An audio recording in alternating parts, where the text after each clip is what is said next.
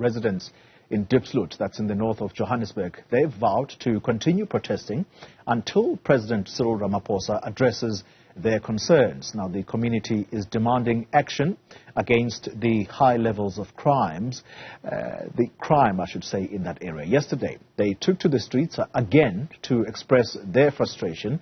Joining us now in studio is the advocate of a high court, Simba Chitando, alongside Vincent Ndou, who is a member of the Community Policing Forum in Diepsloot. To both of you, gentlemen, thank you very much for your time. Let me start with you, Mr. Ndou, in Diepsloot at the moment.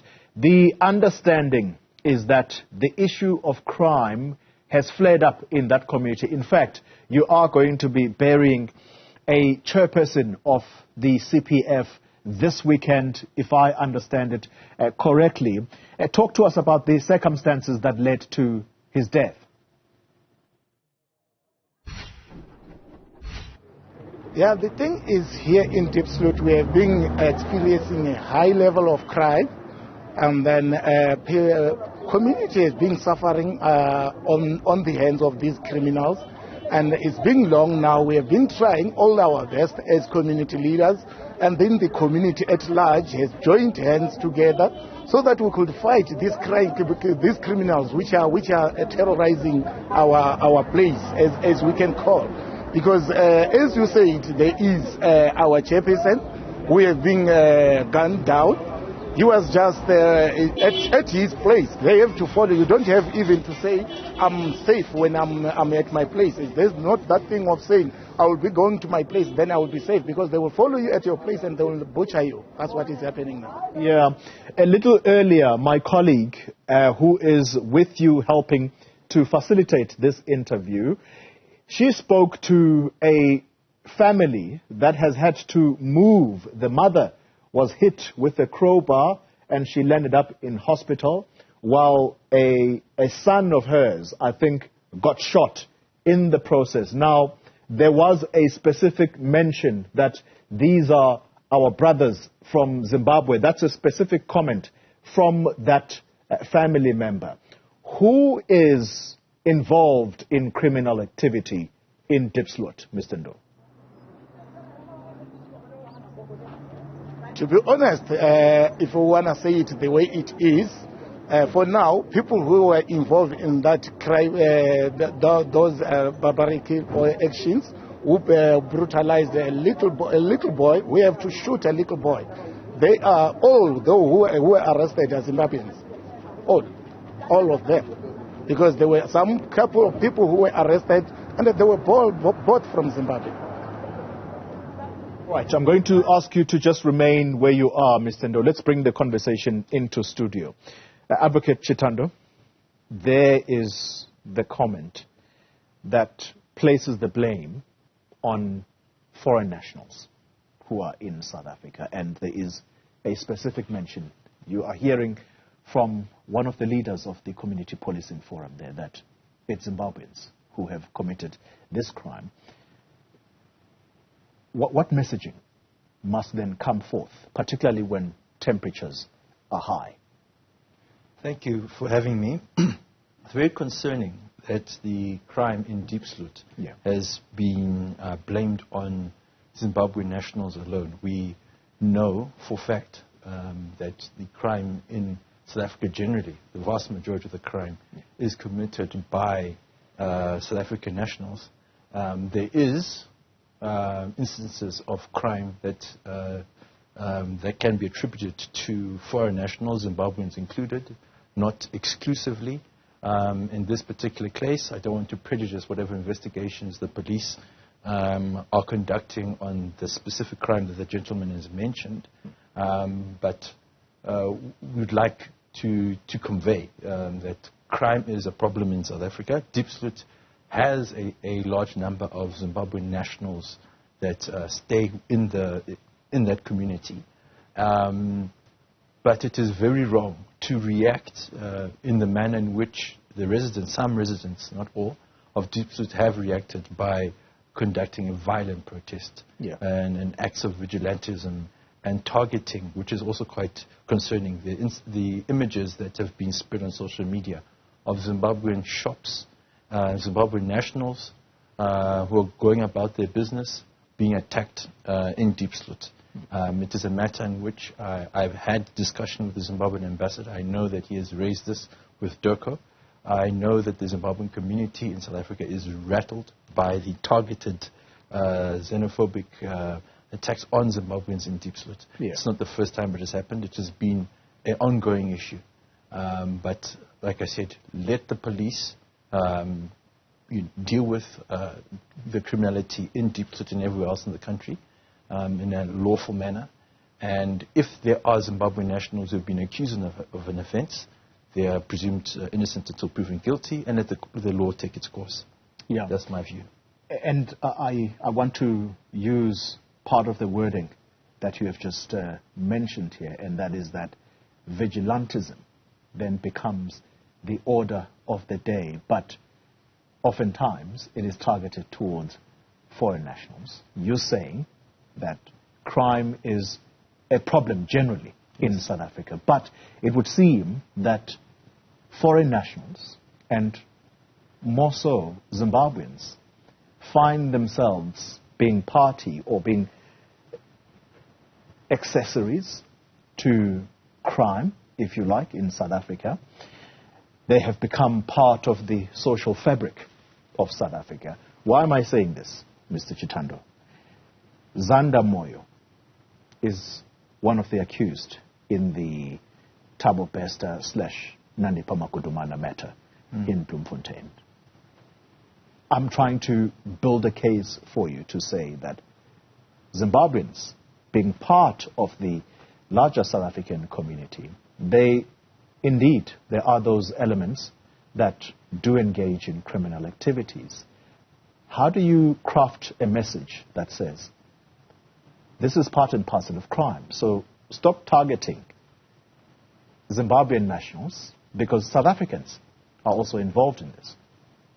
It's a very good point. There are many instances where the Zimbabwean nationals and South African nationals have been willing participants working together in criminal activity. But I think it's very important you mentioned something about Zimbabweans being part of the general fabric of the South African community. There are Zimbabwean nationals in South Africa that are doing a lot of good, that are responsible for creating businesses. Yeah.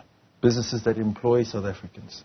So what the message I'd like to, or like the broader audience, the broader South African community and regional community to receive is that criminality is not attributed to any one nationality.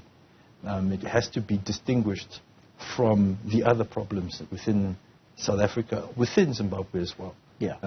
There is no nationality that is pristine, that does not have, that is exempt of any wrongdoing.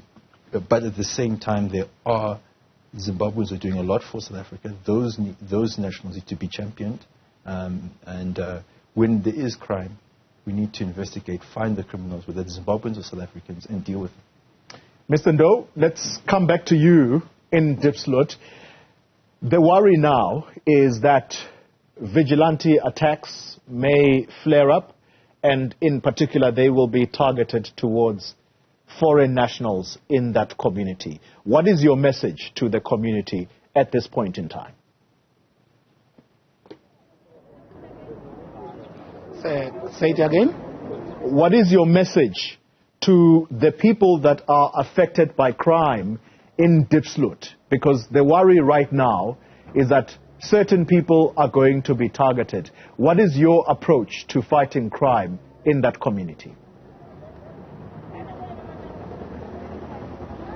What I can say is that for now, as we were all of us, we were holding hands together, so that we were saying every time our own mission was to say, please, can Mr. President come himself to Diepsloot to see by himself what is happening in this place? Why we are calling the president himself? Because we by the time last few days, they brought some police, a lot of police here, but the only people who were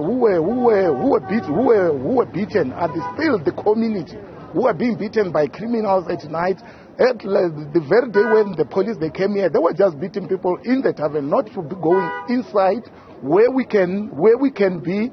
If the police and the community can start working together with the police can start working together with the community, we'll be telling them where are the hot spots. Then the police to be going by the main road, beating people who are just walking by the main road, who are not those criminals, who are even fearing, we are just walking by the road. But if the police can start working with the community, and can start when they start working with the community, which means we know exactly where is the where are the hot spots, where the criminals are going.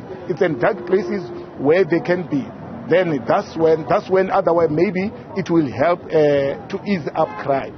But the only way why we're saying the president must be here, because the president we know the president is solving war crimes in Ukraine, but there is a big one which is happening in his place here in Diepsloot, where he doesn't have to fly, just have to drive and come here. Then he can see what we're crying about. Maybe he can help us. Then we can have peace in our place. Why are police not working with the community, Mr. Ndou, particularly your forum, the Community Policing Forum? Why are the police in Diepsloot not working with the community of Diepsloot? That one, it will need the ministers and the commander to answer that one. But as I am saying, I'm talking here, I'm a CPF, and then we are being, I myself, I can say without even fear, that we have been calling the police to come so that we could work together, because we are the one who knows exactly where these criminals are targeting. But they are not coming with us. What I just heard when they were saying they were jumping, and I just looking at the videos when they were jumping on top of the snookers, beating people at the tables.